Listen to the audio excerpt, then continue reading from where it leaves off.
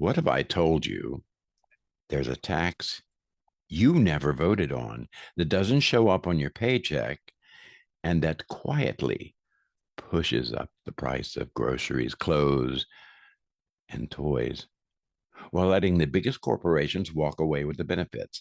That invisible tax has a very old school name: tariffs. Today, we're going to ask a blunt question.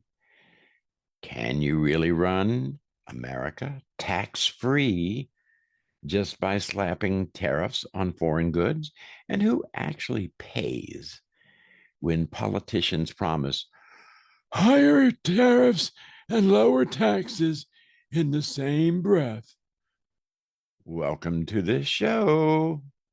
All right, Dr. Weaver. So let's start at ground level here. What exactly is a tariff?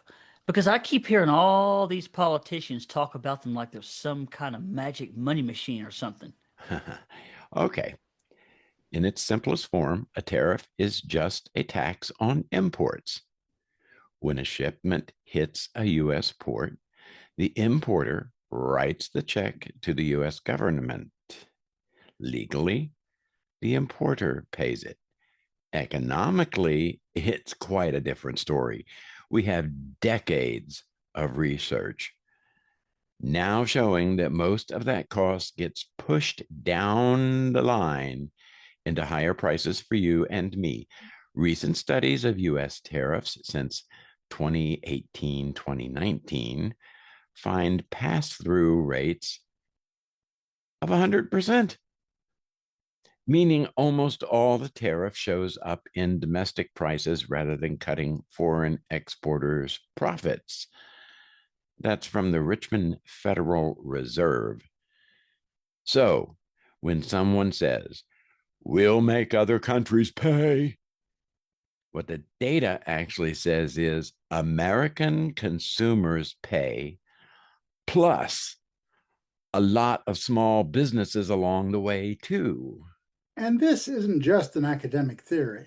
A 2024-2025 wave of work from the Richmond and Cleveland Federal Reserves, the Cato Institute, Harvard University, and others all basically come down to the same conclusion. Tariffs raise costs for importers who raise prices. U.S. consumers and downstreet firms eat most of the bill. Now let's hit the big history question. Now I've heard people say that we used to fund the entire U.S. government with tariffs. No income tax, no IRS, just tariffs. Why don't we just go back to that? It seems to me like the Boston Tea Party was a rebellion of common Americans rebelling against tariffs. So, in a sense, America was founded on rebelling against tariffs. Was there ever a time when America basically had no taxes and just used tariffs? No, that is a myth. A longer answer. For a big chunk of US history, the federal government relied mostly on tariffs, but that's not the same thing as no taxes. What I mean, look at the timelines here. Before 1789, when the Articles of Confederation were signed in, the national government mostly couldn't tax directly. So what it did was it begged or taxed states for money. States were absolutely taxing people: property taxes, poll taxes, state level custom duties, and so on and so on. So regular people still paid taxes. They just weren't called federal yet. Now, in 1789 through 1862, the so called tariff era that the politicians want to tout. After the Constitution, Congress quickly passed the tariff of 1789, and customs duties became the main Federal Reserve source. For decades, like 80% of federal revenue came from tariffs. But there were also excise taxes on things like whiskey and other goods, not only tariffs. Now, the Civil War and after, like the 1860s to about 1913, the federal government introduced temporary income taxes during the Civil War. Yeah, and significantly increased internal taxes and excise taxes. By the late 19th century, about half of federal revenue came from tariffs and half from internal taxes. So, not just tariffs, huh? From 1913 onward, after the 16th Amendment was passed, the modern federal income tax became constitutional. From that point on, tariffs shrink to a minor slice of revenue. Before 1913, federal revenue came mainly from tariffs and excise taxes. After 1913, the income tax became dominant. So there was never a glorious tax-free moment where the US government just used tariffs. What was true is that the federal government relied heavily on tariffs, yeah, plus excise taxes. State and local governments were still taxing people in all sorts of ways and oftentimes passing that on to the federal government. So it's just an additional level of bureaucracy. And those old tariffs and excise taxes were regressive even then, meaning they hit lower income families harder as a share of income. So this romantic idea from the Gilded Age that we just used to fund everything with painless tariffs. Why don't we just throw the IRS in the garbage and do that again? Is nostalgia with the hard parts edited out. Exactly. People were paying. They just paid through higher prices on goods rather than a line labeled income tax on a pay stub. Now, walk us through this on a shopping cart level. Say that we slap a 20% tariff on imported clothes. Who pays what? Okay. Imagine this. Before the tariff, a retailer pays $100 to import a batch of jeans. The government slaps on a 20% tariff. That's $20 at the border. Now, the importer has a $120 cost before they've even paid for warehousing, shipping inside the US, or their own overhead. Now, I had an incident here just very recently where I had to get a new computer. Well, because the parts for the computer were actually assembled in Canada, there was an $80 hold on my computer for tariff between Canada and the United States, adding $80 to the cost for me. Wonderful. I loved it. So, in this other instance that I was talking about, they have three options. One, eat the cost, lower their profit margin, raise the price, pass the costs on to retailers and customers, or some kind of a mix of both. In practice, real world data show that most of the tariff gets passed on. Empirical work on the 2018-2019 tariffs found that import prices rose almost one for one with the tariffs, meaning US buyers, not foreign exporters, paid nearly all of it.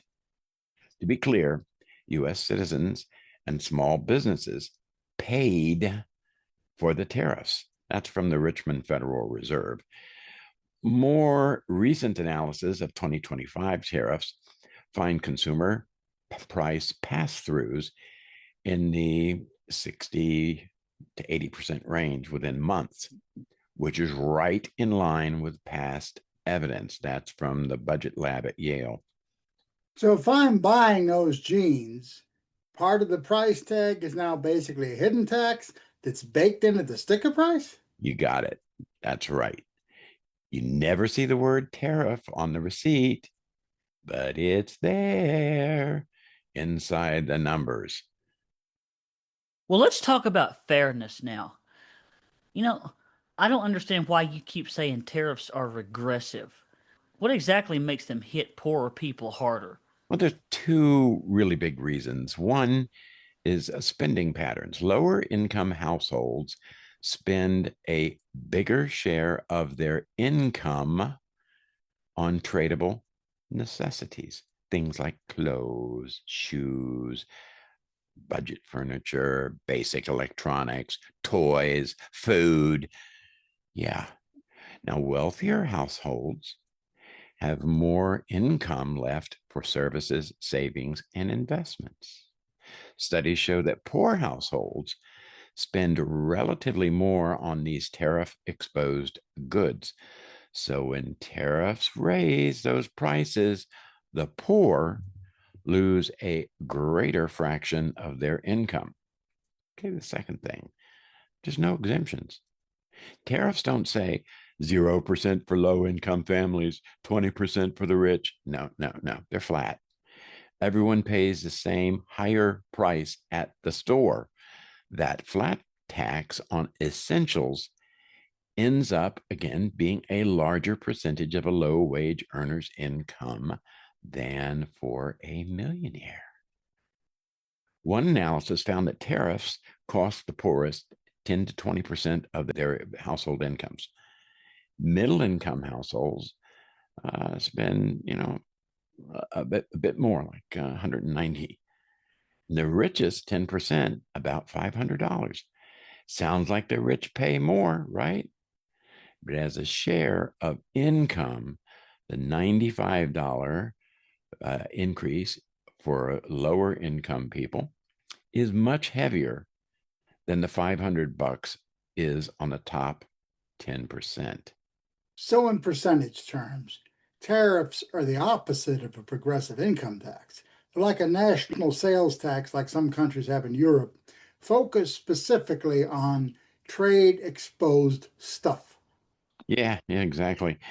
And when tariffs hit basic consumer goods like food, clothing, toys, appliances, furniture, the distributional bite is even sharper. During the recent rounds of tariffs on Chinese imports, estimates suggested that increased tariffs on just a subset of consumer goods, clothing, toys, furniture, footwear, appliances, travel goods, could raise annual household costs by, say, $362 to $624 for many families. That is much, much more painful hit for a low income household than the top 1%. That's from Kiplinger. And because national poverty thresholds are tied to the cost of living, tariff driven price hikes actually push more people below the poverty line, even if their nominal income doesn't change. That's again from the budget lab at Yale. Well, if ordinary people are paying higher prices, then someone's on the other side of that equation. Who benefits from all this? Tariffs create winners and losers. Now, who wins? Protected domestic industries. If you're a big US company making steel, washing machines, or certain electronics and imports suddenly face a 20% tariff, you just got a government supplied price umbrella. You can raise your own prices and still look competitive next to the now expensive imports. That can mean higher profit margins without getting more efficient. Also, companies with lobbying power. Tariff systems become highly political.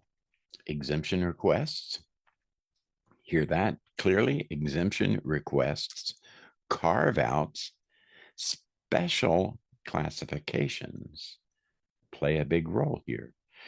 Larger corporations with legal teams and lobbyists are much better at navigating and shaping these rules to protect themselves.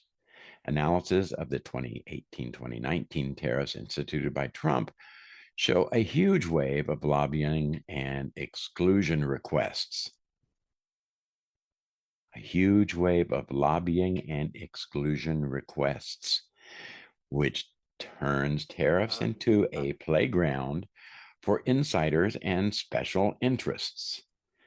The third thing, certain distributors and retailers. Some research finds that during tariff episodes, consumer prices rise more than tariffs alone would explain, suggesting that part of the wedge shows up as higher margins for intermediaries, distributors, and retailers, not just government revenue. Now, who loses?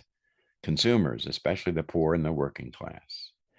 Exporters, when other countries retaliate with tariffs on US goods, which means that all of their business has to be done inside the US, and we spend our monies on that, not getting monies from them. Small businesses that import inputs and can't easily pass on costs or lobbying for special interests also lose. So the story looks like this: concentrated benefits for big organized businesses, diffuse costs spread over millions of consumers who see a few dollars more here, a few dollars more there. That's why tariffs are politically tempting. The winners know exactly how much they gained and will fight to keep it. The losers mostly just feel that, oh, life got more expensive. Now, let's get to the heart of your question. Why is cutting taxes while raising tariffs so dangerous for the poorest people? Think of this as a policy trade. On one side, you cut income or corporate taxes. On the other side, you raise tariffs to pay for it. The trade has distributional tilt. Who benefits? Well, cuts to income taxes often deliver the biggest dollar benefits to higher income households because they pay more in absolute terms to begin with. And cuts to corporate taxes primarily benefit shareholders and high earners at the top in the long run. Now, who pays? The tariffs show up as higher prices on goods, especially imported for trade exposed items. Poor and working class families spend a larger share of their income on these goods. So, tax cuts paid for by tariffs amounts to lower, more progressive taxes on the top, higher, regressive, hidden taxes on the bottom. But I guess those are the people who don't contribute to some politicians' war chest, so to speak. The Cleveland Fed and other researchers show that tariffs raise the prices of tradable goods that make up a disproportionate share of low income households' budgets. At the same time, using tariff revenue to cut taxes that mostly help high earners, like capital or top bracket income taxes, leaves lower income houses worse off overall. That's from the Federal Reserve Bank of Cleveland. So when somebody says, we'll make foreign countries pay and use the money to cut your taxes, what they're actually proposing is a tax cut tilted up the income scale, paid for by higher prices on everyday stuff. Exactly. And there's another kicker. Let's talk about the bigger economic picture. Tariffs aren't just a tax, they change behavior. Right? Tariffs can raise costs for U.S. manufacturers who rely on imported parts. We can all remember the computer chip thing, and Biden was roundly criticized when he gave incentives to having U.S. manufacturers manufacture those chips, which, by the way, we started making in the first place. Anyhow, The tariffs also invite retaliation from other countries, which slap tariffs on our exports, meaning that it hurts a lot of US businesses. The tariffs also increase uncertainty. Firms don't know what the tariff schedule will look like next year, so they delay hiring, okay, less people working, or investments. Again, from the Federal Reserve Bank of Cleveland. Long run studies covering dozens of countries over decades find that higher tariffs tend to be bad for growth and productivity. Bad for growth and productivity. It's not a free lunch.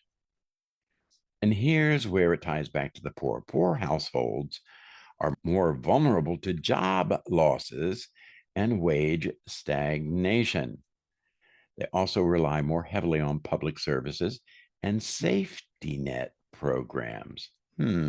Sounds like an increased cost for the feds. So if you cut progressive taxes, reducing revenue from those who can most afford it, and replace part of that revenue with tariffs, which is a regressive tax on consumption, and slowing growth or provoking trade wars shrinks the revenue base overall.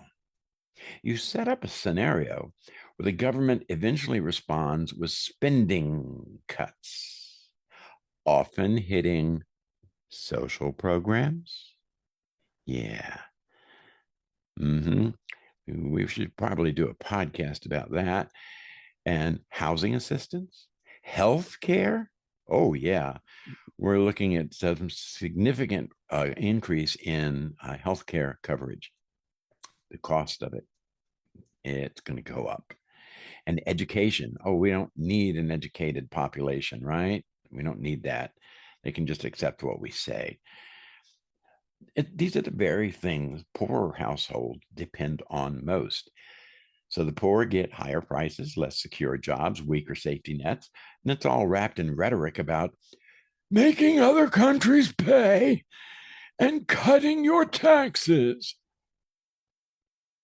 Now, I would like to circle back to that historical nostalgia. Honestly, is there anything that we can learn from this old terror-funded era? Sure, a couple of lessons, but they're probably the opposites of what the slogans suggest. Tariffs once mattered because the federal government was tiny, very tiny. In the early 1800s, the federal government was only a few percent of gross GDP. No Social Security, no Medicare, no large standing military, no modern infrastructure spending. Tariffs plus excise taxes could do the job because the job was very, very limited. Even then, the budget was regressive.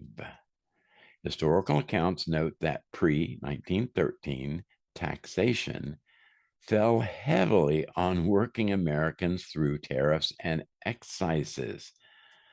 The move to an income tax was partly about making the system more fair and more stable, not just about raising more money. The world really has changed. Today's economy is deeply integrated globally. Slamming on high tariffs doesn't take us back to 1820. It creates modern supply chain chaos. It invites retaliation and pushes up prices in an economy where most people live paycheck to paycheck. So instead of saying, we used to find the government with the tariffs, let's just do that again, be honest.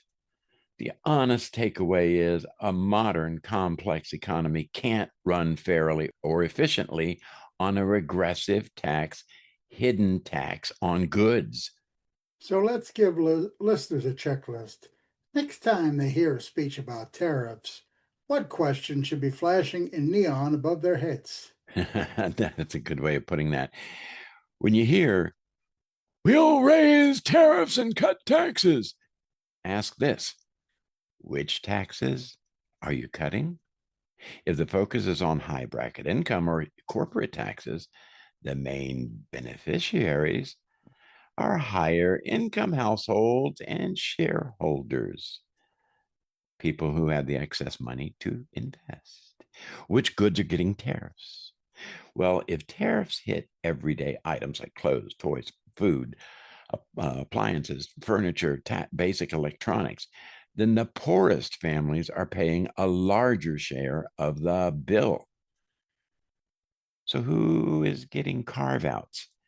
Are big industries lobbying for exemptions, like now? Special treatment, like now? Or subsidies, like now?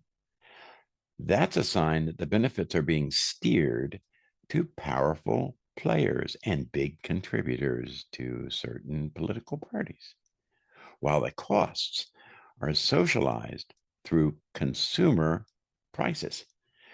So, what happens to the safety net? If tariffs don't raise as much money as promised, and historically they usually don't, will that shortfall be covered by cuts to social programs? Probably. And finally, what does the data say about who pays? Modern empirical work overwhelmingly finds that tariffs act like a tax on domestic consumers and firms, not a bill sent to foreign governments. So the real headline is that tariffs are taxes. They just don't look like the taxes that we're used to seeing. It seems to me that this is like the old saying, robbing Peter to pay Paul. In this case, the middle and lower economic group is Peter, and the rich are Paul. Exactly. They're taxes that hide inside price tags, fall hardest on those with the least, and funnel benefits toward protected industries and big business that can game the rules. That sounds like corporatism. We started with a very simple question. Was there ever a time when the USA had no taxes and just used tariffs? The answer is no. There were always taxes. They were just structured differently, often more harshly for ordinary people. And when you hear modern calls to slash income taxes and jack up tariffs, understand what's really on the table. It's not a pain free way to fund the government, it's not a clever way to make foreign countries pay, but it's a shift in the tax burden downward onto the people least able to absorb it. The hard hitting truth: tariffs are one of the oldest tricks in the political playbook for making a regressive tax look like patriotism. If this episode helped you see tariffs in a different light, please share it with a friend, especially the ones who keep saying, we should just go back to the good old days of tariffs. Yeah, indeed. Listen, thanks for listening. Remember, whenever somebody tells you they can cut your taxes and pay for everything with tariffs, ask who's really footing the bill. Bye for now. So long, So long, folks. folks.